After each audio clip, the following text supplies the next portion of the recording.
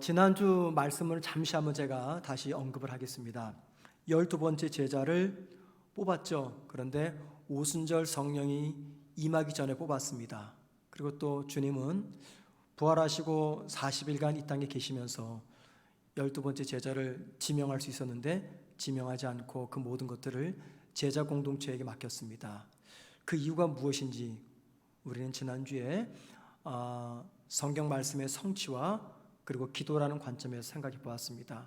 이것 말고도 더 중요한 신학적 의미가 있는데 제가 그냥 그것은 지나가 버렸습니다. 아무튼 그런 배경하에 이제 12번째 제자를 뽑습니다. 오늘 말씀은요, 가룟 유다를 대신해서 뽑는 12번째 제자의 자격이 무엇인가, 그리고 그 자격에 갖추어서 후보로 선출된 요셉과 마띠아가 어떤 사람인가, 이 문제에 관해서 좀 한 말씀을 생각해 보도록 그렇게 하겠습니다. 베드로는 사도행전 1장 7절에서 가룟 유다가 맡았던 그 일, 유다에게 주어졌던 그 일을 가리켜 이렇게 설명합니다.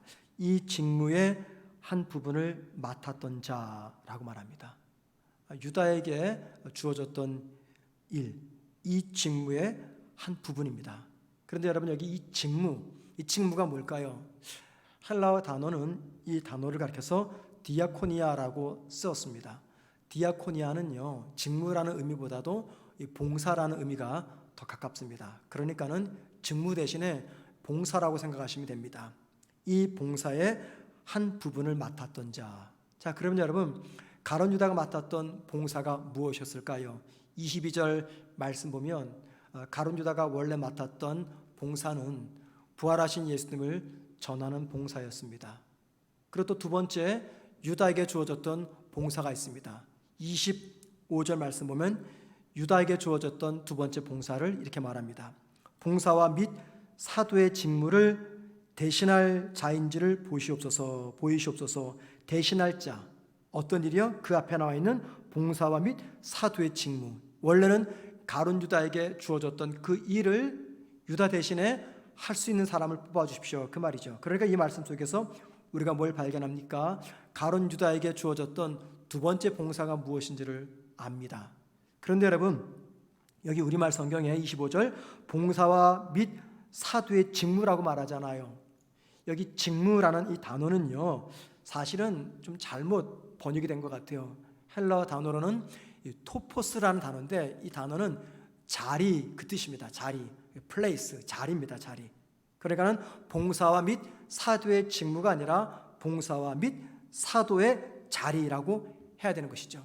무슨 말이냐면 유다가 맡았던 봉사는 먼저는 부활하신 주님을 전하는 것이었고, 두 번째는 사도 숫자에 포함된 것, 그 자체가 유다에게 주어졌던 봉사라는 것입니다. 12 제자에 포함된 것, 바로 이 제자의 자리가 가룟 유다가 지켜내야 될 그의 봉사의 자리였습니다. 자, 그런데 유다는 바로 이 사도의 자리 혹은 제자의 자리를 지키지 못하고 떠나고 말죠. 다시 25절 뒷부분 보시기 바랍니다. 이렇게 말합니다. 유다는 이 직무를 버리고, 여기 직무가 제가 조금 전에 말씀드린 헬라어로 토포스라는 뜻입니다. 유다는 이 자리를 버리고 제자의 자리, 사도의 자리를 버리고 제 곳으로 갔습니다 라고 말합니다. 이렇게 유다가 맡았던 봉사가 무엇인지를 설명하고, 계속해서 베드로는 21절과 22절에서 유다를 대신할 12번째 제자 후보를 뽑기 위해서 후보의 자격을 말합니다. 후보의 자격은 크게 두 가지입니다. 첫째, 요한이 세례를 베풀 때부터 예수님이 하늘로 승천할 때까지 12 제자와 함께 예수님을 따랐던 자, 이게 첫 번째 자격 조건입니다. 그러니까는 처음부터 끝까지 믿음의 자리를 지켰던 자, 그 말입니다. 이것이 12번째 제자의 첫 번째 자격 조건입니다. 두 번째는 예수님의 부활을 전할 사람입니다. 즉 복음의 증인이 될 사람이죠. 그리고 제자 공동체는 이 두 가지 조건에 맞추어서 마침내 요셉과 마띠아라고 하는 두 사람을 12번째 제자 후보로 세웁니다. 자, 여러분, 그 당시 그 당시 예수를 믿었던 성도들 혹은 제자들의 숫자는 몇 명이나 되었을까요? 정확히 모르죠. 성경이 말하지 않으니까. 그런데 힌트가 있습니다. 고린도전서 15장 6절 말씀 보면 바울이 그런 얘기를 합니다. 부활하신 주님이 11 제자를 다 만난 다음에 본인도 만나고 무려 500여 형제들을 만나주셨다라고 말합니다. 무엇을 의미하냐면 그 당시 주님을 믿었던 성도들의 숫자는 최소 500명 이상은 되었을 것이다, 그 말입니다. 그런데 제자 공동체는 그 500명 이상이 되는 성도들 속에서 두 사람, 요셉과 마띠아를 12번째 제자 후보로 세웁니다. 그것은 이 두 사람에게 다른 사람에게 없었다는 자격 조건이 있었기 때문이죠. 그게 무엇입니까? 처음부터 예수님이 하늘로 승천할 때까지 제자들과 함께 주님을 따랐다는 것입니다. 처음부터 끝까지 제자의 자리 혹은 믿음의 자리를 지켰기 때문입니다. 이것이 자격 조건이었어요. 성경에서 요셉과 마띠아의 이름이 기록된 것은요, 오늘 본문인 23절이 유일한 말씀입니다. 심지어는 마띠아가 12번째 제자가 되잖아요. 그러면 한 번 정도는 이 제자들의 사역에 기록되어 있는 사도행전에 기록될 만하고 또는 바울 서신에도 기록될 만한데 이 마띠아 이름은 한 번도 나타나지 않고 있습니다. 자, 두 사람이 3년간 주님을 따라다녔어요. 12 제자들과 함께. 그런데 12 제자들의 이름은 기록되어 있는데 왜 이 요셉과 마띠아 두 사람의 이름은 기록되지 않은 것인가? 심지어 그 당시에는요, 남자보다 인권이 약했던 여자들의 이름마저도 성경책에는 기록되어 있어요. 그런데 요셉과 마띠아 이름은 빠졌습니다. 왜 그렇습니까? 그것은요, 솔직히 우리 주님의 주된 관심은 이 두 제자가 아니라 12 제자였기 때문입니다. 그래서 12 제자에 비해 요셉과 마띠아는 별로 중요하지 않은 제자였습니다. 자, 그런데 보십시오. 이 두 제자, 12 제자 뒤에 가려서 아무도 주목하지 않고 알아주지 않는 이 두 제자가 주님을 떠나지 않았다라고 말합니다. 무엇을 의미할까요? 두 사람은 성도의 자리 혹은 믿음의 자리를 포기하지 않았다, 그 말입니다. 왜 그렇습니까? 바로 그것이 그들이 지켜내야 될 가장 중요한 사명의 본질이었기 때문입니다.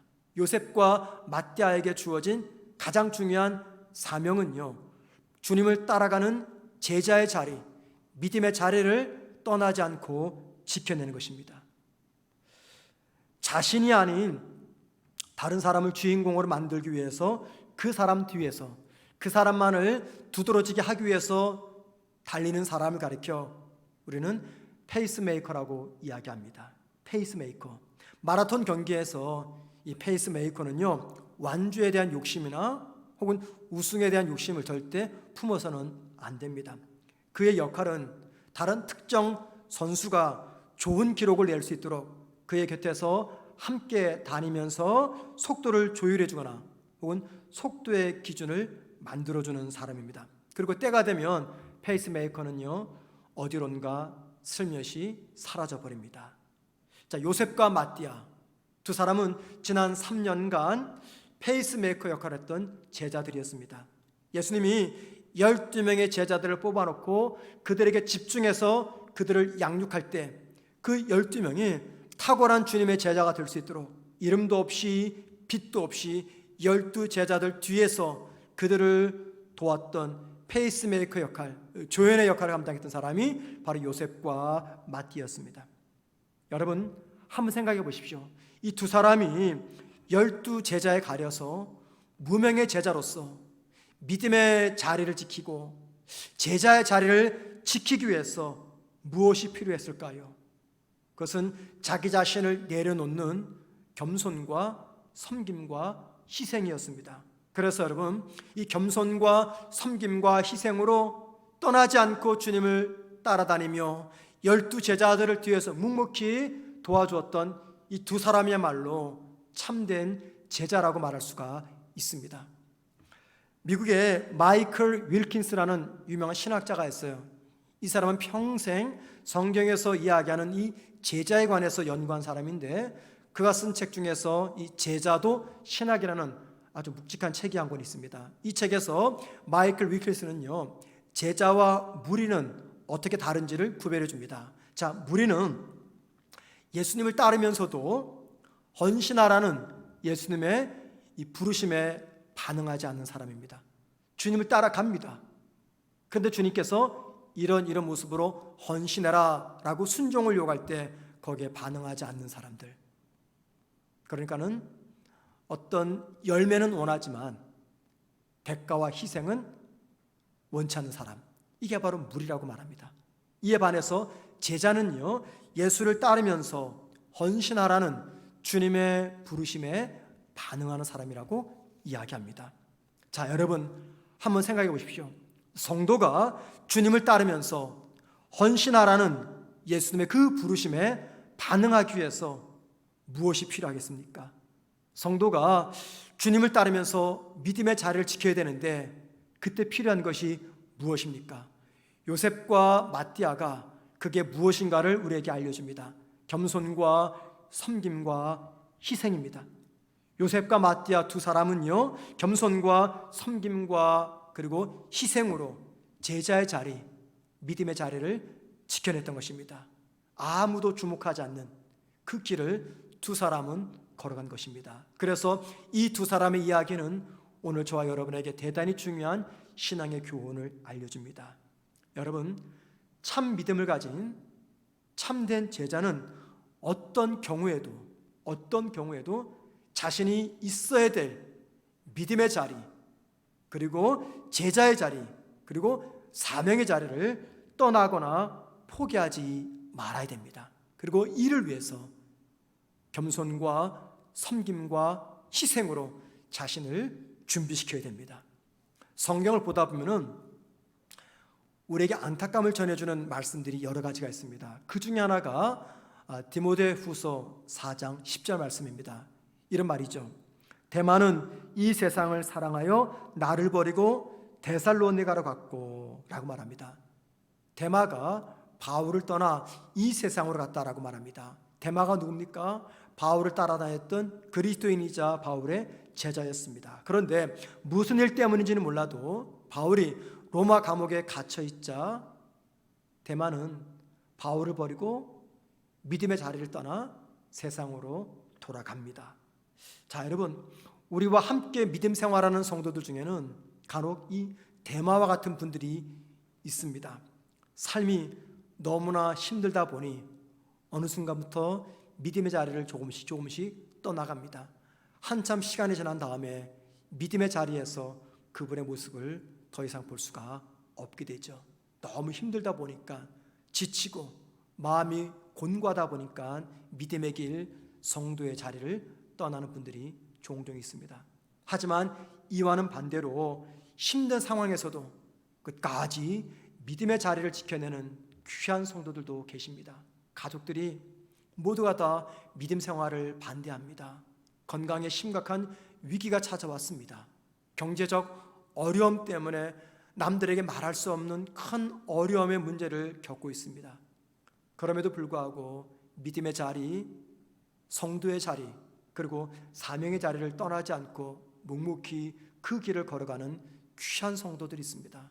때로는 자신이 그리스도인임을 밝히게 되면 큰 손해를 입음에도 불구하고 두려워하지 않고 기꺼이 내가 예수 믿는 그리스도인이라고 드러내면서 믿음의 길과 성도의 길과 사명의 길을 걸어가는 귀한 성도들이 우리 교회에는 많이 계십니다. 자, 여러분, 이 말씀을 들으시는 여러분들은 어떻습니까? 여러분은 여러분의 삶의 자리에서 이 믿음의 자리, 그리고 성도의 자리, 그리고 사명의 자리를 잘 지켜내고 계시는지요?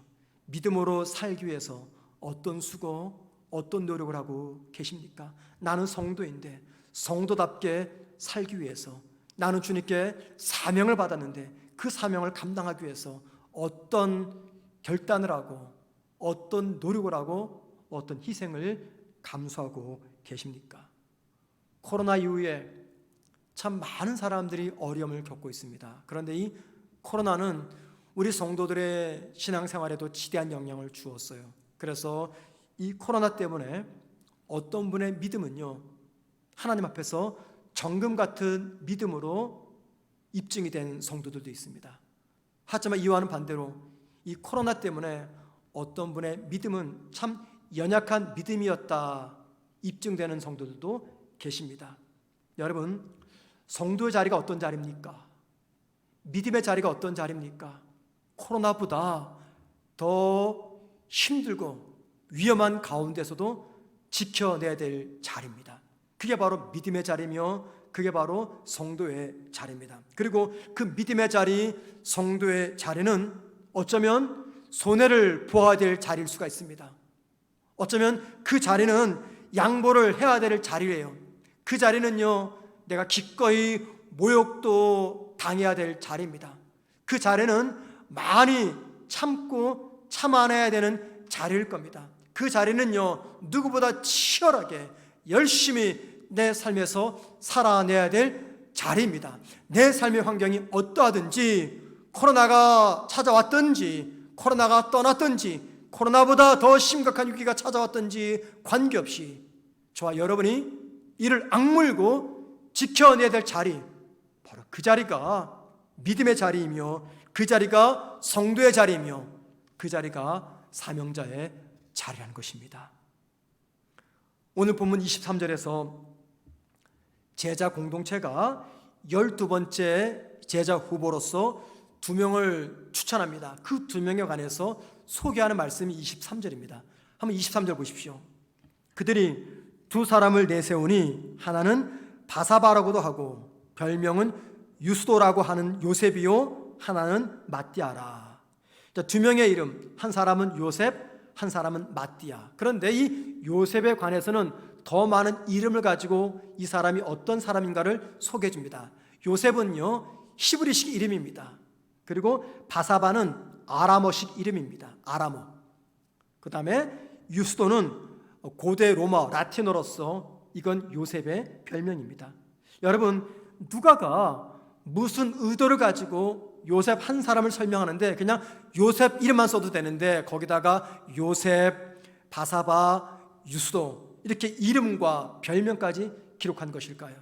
그 이유는 그만큼 이 요셉이라는 사람은 제자 공동체 속에서 또는 초대교회 안에서 잘 알려지고 꽤 비중 있는 사람이었다라는 것입니다. 많은 사람들이 알고 있었던 영향력 있고 비중력 있는 사람이었어요.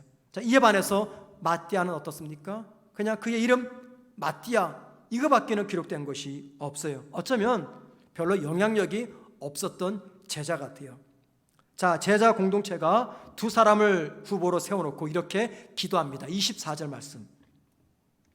무사람의 마음을 아시는 주여, 이 두 사람 중에 누가 주님께 택하신 바 되어 봉사와 및 사도의 자리를 대신할 자인지를 보이시옵소서. 이 기도는 어떤 기도입니까? 누가 12번째 제자가 될 자격이 있는지 우린 모릅니다. 주님이 다 알지 않습니까? 그러니까는 주님 보시기에 가장 적합한 사람을 12번째 제자로 뽑아주십시오 라고 기도하면서 최종 선택권은 그들이 갖지 않고 주님께 맡깁니다. 자, 여러분, 하나님께서 당신의 일을 진행하실 때 사람을 세웁니다. 반드시 사람을 통해서 하나님은 당신의 일을 진행하십니다. 하나님께서 세우시는 사람은 어떤 사람일까요? 이에 대해서 좋은 답을 알려주는 말씀이 있죠. 사도행전 13장 21절과 22절입니다. 그 후에 사울이 왕을 구하거늘 하나님이 베냐민 지파 사람 기스의 아들 사울을 40년간 주셨다가 패하시고 그다음 보세요. 다윗을 왕으로 세우시고 패하시고 세우시고 그다음 보세요. 증언하여 이르시되 내가 이새의 아들 다윗을 만나니 내 마음에 맞는 사람이라. 하나님이 이스라엘의 왕을 세우기 위해서 왕이었던 사울은 패하고 목동이었던 다윗을 세웁니다. 그런데 여러분, 왜 다윗을 세우고 사울을 패하십니까? 이유가 무엇입니까? 이 말씀 맨 끝에 보세요. 내 마음에 맞는 사람이다. 다윗은 하나님의 마음에 들었어요. 이 말은 무슨 말입니까? 사울은 하나님 마음에 들지 않았다, 그 말입니다. 자, 하나님이 왜 다윗을 마음에 들어 하셨는지, 무엇 때문에 마음에 들어 하셨는지 우리 정확히 몰라요. 이거다라고 답을 말씀하지 않기 때문에. 그런데 사무엘상 하를 보면은 이유들을 우리가 짐작할 수는 있어요. 짐작할 수가 있습니다. 자, 그런데 여러분, 이렇게 한번 생각해 보자고요. 신약과 구약 성경 전체에서 하나님께서 사람을 버리고 사람을 세우실 때 가장 중요하게 생각했던 조건과 기준이 하나 있습니다. 하나님께 항상 확인하고 점검하셨던 기준, 바로 야고보 4장 6절입니다. 이렇게 말합니다. 그러므로 일렀을 하나님이 교만한 자를 물리치시고 겸손한 자에게 은혜를 주신다 하였느니라. 교만한 자를 물리치고 겸손한 자에게 은혜 주신다. 하나 더 볼까요? 야고보서 4장 10절입니다. 주 앞에서 낮추라. 그리하면 주께서 높이시리라. 주 앞에서 겸손해라. 그러면 주님이 높여주겠다, 그 말입니다. 이 겸손과 교만에 관한 말씀은요, 신구약 전체에서 굉장히 많이 등장하는 이야기입니다. 하나님이 사람을 사용하실 때 이용하는 공식이 하나 있었어요. 공식. 교만은 패망이고 겸손은 은혜이자 세움이었습니다. 이게 사람을 사용하시는 하나님의 공식이고 기준이고 원칙이었어요. 항상 하나님이 사람을 선택하실 때는 이 공식을 가지고 적용하십니다. 교만한 자는 버리시고 겸손한 자는 세워주십니다. 여러분, 이 말씀을 근거로 해서 우리가 짐작할 수 있는 것이 하나 있어요. 하나님이 왜 요셉과 마띠아 두 사람 중에서 왜 마띠아를 선택했을까? 어쩌면 이 제자 공동체는요, 마띠아가 아니라 요셉이 12번째 제자가 되기를 원했을 것이에요. 왜냐하면 그들이 너무나 잘 알고 있었고 또 영향력도 있었고 또 비중도 있었습니다. 이에 반해서 마띠아는 별로 알려진 게 없어요. 친하지도 않습니다. 영향력도 없어요. 꽤 비중감 있는 인물도 아닙니다. 그러니 자연스럽게 제자 공동체는 두 사람 중에서 요셉이 되면 좋겠다, 그런 마음을 가졌겠죠. 그런데 보십시오. 모든 사람들의 시선은 요셉에 가 있었지만 하나님의 시선은 마띠아에게 가 있었어요. 이유가 무엇입니까? 성경은 말하잖아요. 오늘 본문에서는 이거다라고 정확히 말하지 않지만 신구약 전체를 통해서 하나님이 사람을 사용하시는 공식에 따라서 살펴볼 때 이유는 너무나 간단합니다. 무엇입니까? 마띠아는 요셉보다 하나님과 사람 앞에서 더 겸손한 사람이었다는 것입니다. 저는 이 마띠아가 12번째 제자로 선출되는 이 장면을 보면서 이런 말씀이 자연스럽게 떠올랐어요. 마태복음 25장 21절입니다. 그 주인이 이르되 잘하였도다. 착하고 충성된 종아, 내가 작은 일에 충성하였으니 내가 많은 것을 내게 맡기리니.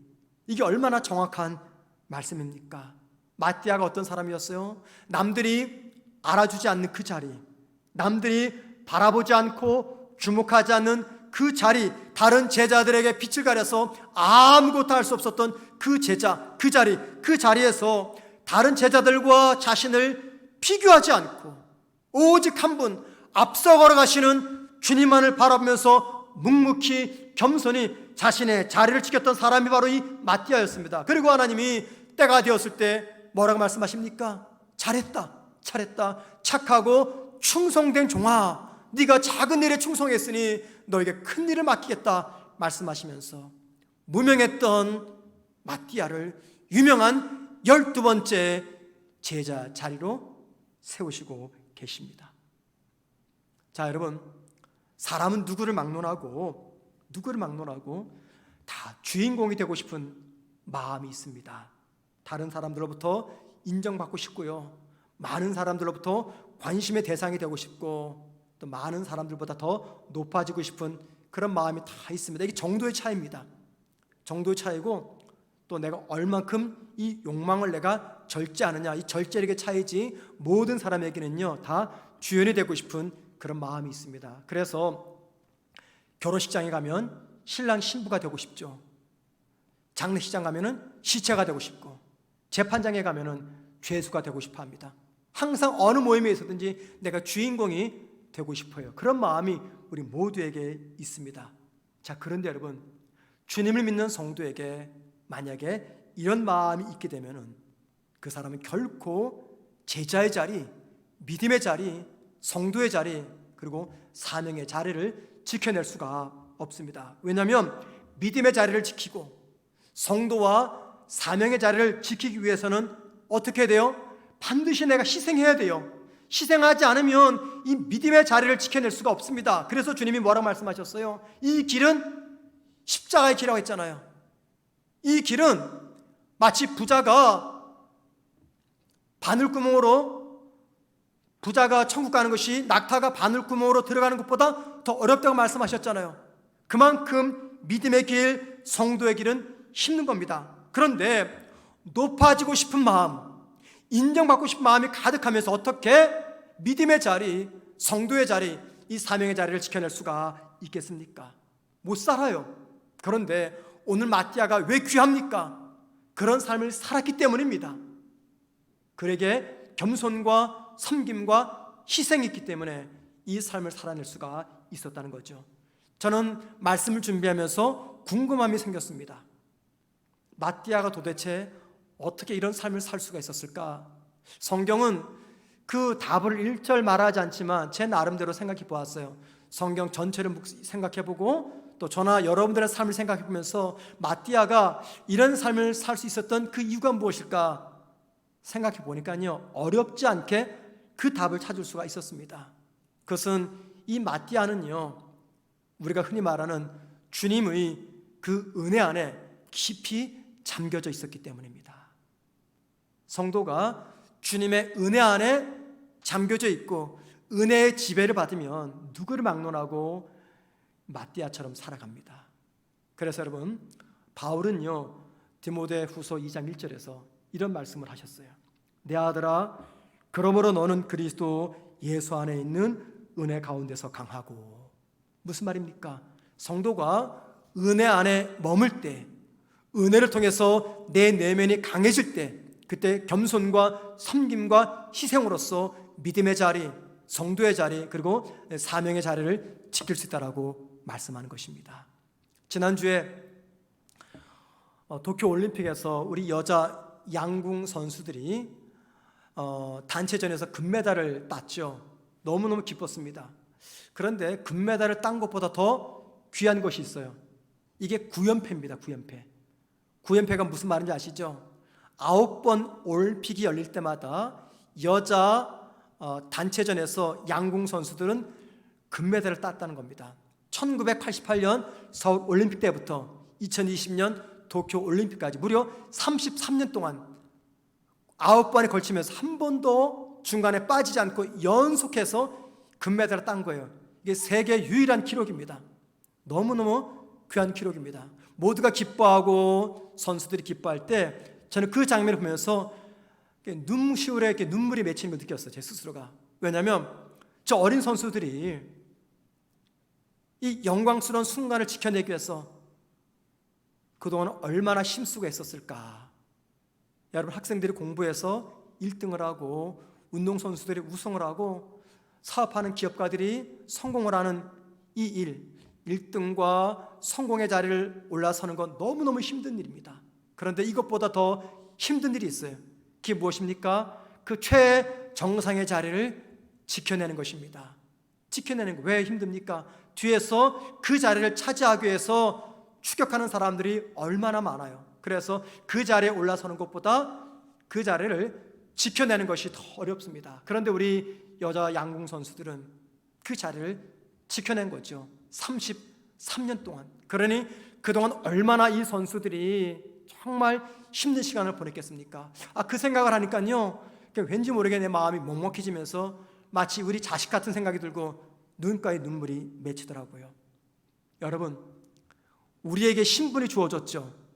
그리스도인, 또 예수님의 제자 또는 성도. 저와 여러분에게 이 신분이 어떻게 주어졌습니까? 우리가 무엇 때문에 그리스도인, 성도, 제자라는 신분을 받게 되었습니까? 우리에게 어떤 이유 때문에 영생의 소망이 주어졌습니까? 우리의 노력으로 달성한 겁니까?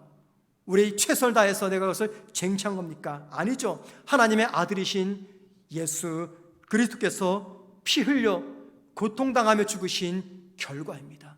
그 결과로서 저와 여러분에게 그리스도인, 제자, 성도 그리고 영생의 자리가 주어진 것입니다. 여러분, 이 사실을 믿는다면 우리가 어떻게 감히 쉽게 믿음의 자리, 성도의 자리, 사명의 자리에서 떠날 수가 있겠습니까? 어떻게 해서라도 이 자리를 지켜냅니다. 여러분, 주님의 은혜로 저와 여러분은 그리스도인이 되었어요. 그리스도인이 되고 성도가 되는 것은 하나님의 은혜이지만 그 자리를 지켜내는 것은 저와 여러분의 몫입니다. 믿음의 자리, 제자의 자리, 사명의 자리는요, 그냥 지켜내는 게 아니에요.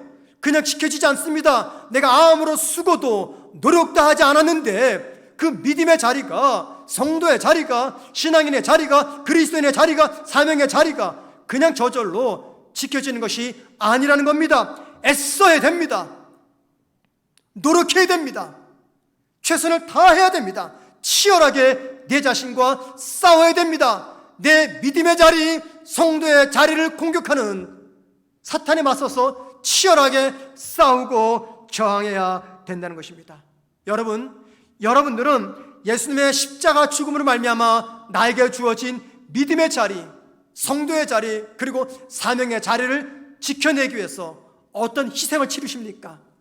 그 자리에서 이탈시키기 위해서 매일매일 나를 흔들어대는 내 자신, 그리고 사탄의 유혹 앞에서 여러분들은 어떻게 싸우며 어떻게 저항하고 계시는지요?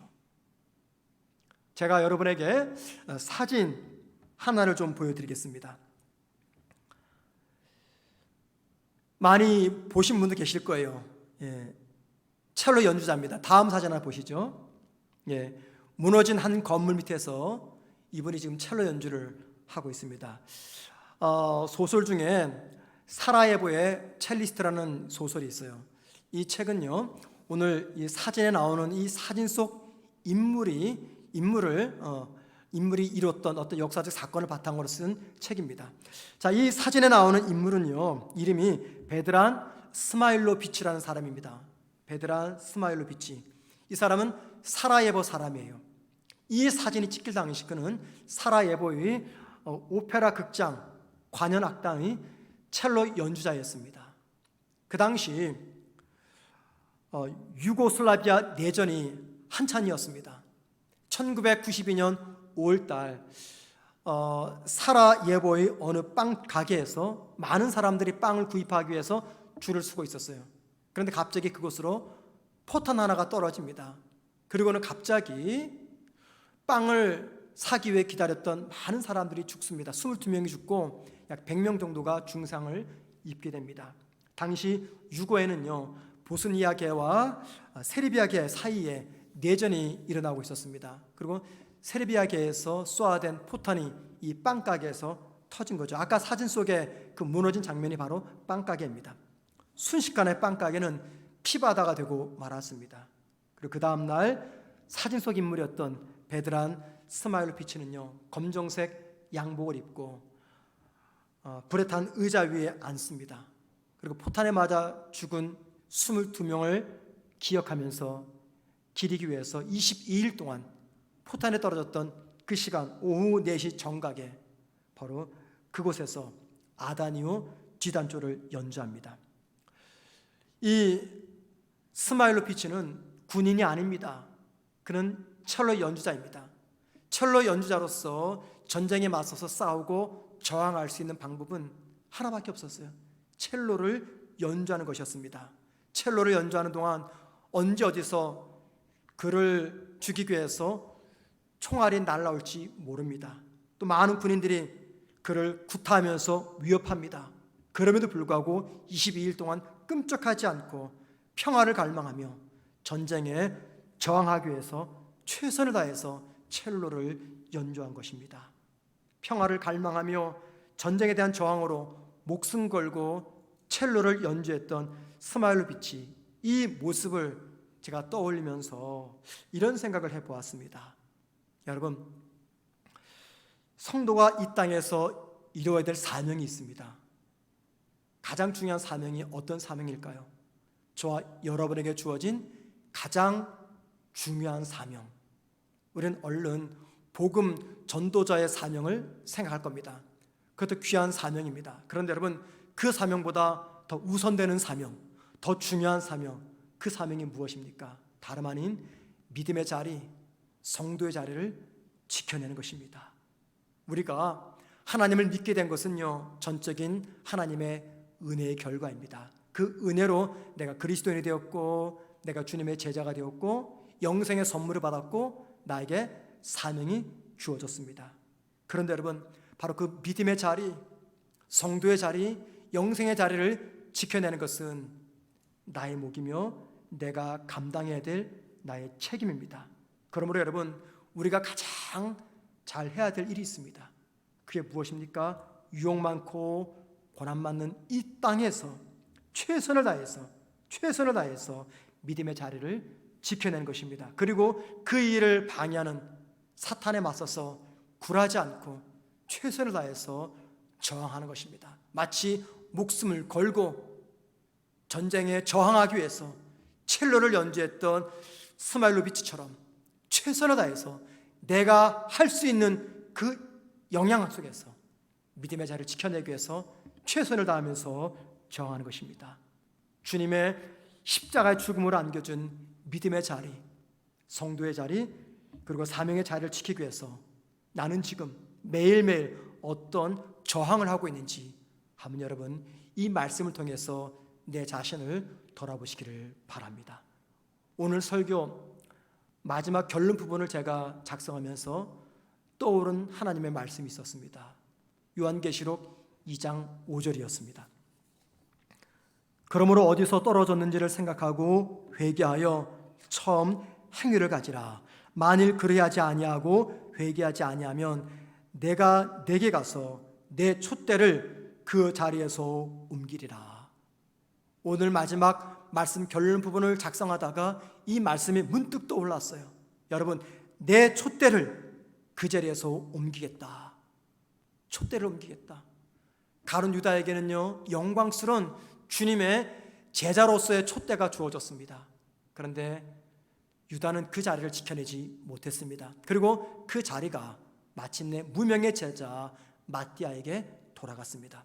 에베소 교회를 향한 주님의 이 경고성의 메시지가 오늘 저와 여러분에게 두려운 말씀으로 다가오기를 간절히 소망합니다. 믿음의 자리, 성도의 자리, 그리고 사명의 자리를 가볍게 여기거나 소홀히 다루게 되면 반드시 그의 준하는 아픔을 겪게 될 것입니다. 자, 여러분, 우리가 지켜내야 될 믿음의 자리가 있습니다. 성도의 자리가 있고요, 사명의 자리가 있습니다. 그런데 남들은 그 자리를 별 의미 없이 또 별로 중요하지 않게 생각합니다. 하지만 내가 어떻게 해서 하나님의 자녀가 되었고 내가 어떻게 해서 그리스도인이 되었는가를 생각하게 되면 우린 결코 내가 지켜야 되는 믿음의 자리, 사명의 자리, 그리고 성도의 자리를 무시하거나 혹은 소홀히 생각하지 않을 겁니다. 쉽게 그 자리를 포기하거나 떠나지도 않을 겁니다. 죽기를 각오하고 죽으면 죽으리라 비장한 각오로서 믿음의 자리, 성도의 자리, 그리고 사명의 자리를 지켜내기 위해서 사탄과 싸우고 내 자신과 싸우면서 치열하게 저항하면서 나아갈 것입니다. 폭염이 계속되고 있습니다. 거기에 맞춰서 코로나 확진자 숫자가 계속해서 급증하고 있습니다. 아무리 애쓰고 수고하고 노력해도 경제적 상황은 나아지지 않고 아무리 기도하고 조심해도 약해진 건강은 회복이 될 기미가 보이지 않습니다. 열심히 노력하는데 여전히 내 미래가 불투명하게 보이고 내 자녀들의 앞날에 소망이 없어 보입니다. 설상가상으로 이런 최악의 상황 속에서 예배당에 와서 예배드리고 찬양하고 기도로도 하면 참 좋겠는데 그나마 그것도 하지 못합니다. 그 어느 때보다 우리는 지금 최악의 상황을 살아가고 있습니다. 여러분, 이 최악의 상황 속에서 우리가 자칫 잘못하면 믿음의 자리를 잃어버릴 수가 있습니다. 성도의 자리를 빼앗길 수가 있습니다. 사명의 자리를 잊어버릴 수가 있습니다. 내 삶의 환경이 최악의 상황이면 더더욱 긴장하시고 준비하시고 조심하셔서 이 자리를 지켜내셔야 된다는 겁니다. 여러분, 저와 여러분은 성도입니다. 그리스도인입니다. 영생의 소망을 지닌 사람입니다. 그렇기 때문에 최악의 상황에서도 우리는 기꺼이 믿음의 자리와 성도의 자리와 사명의 자리를 지켜낼 수가 있는 것입니다. 많은 환경들이 내 믿음을 도와주지 않습니다. 가족들조차도, 내 건강조차도, 경제적 여건조차도 내 믿음을 흔들어댑니다. 하루도 수없이 믿음의 자리에서 이탈하고 싶은 유혹이 찾아옵니다. 여러분, 어떻게, 무엇으로 이 자리를 지켜내시겠습니까? 어떻게 저항하고 계십니까? 사랑하는 성도 여러분, 마띠아가 무엇으로 무명의 자리를 지켜냈습니까? 섬김과 겸손과 희생입니다.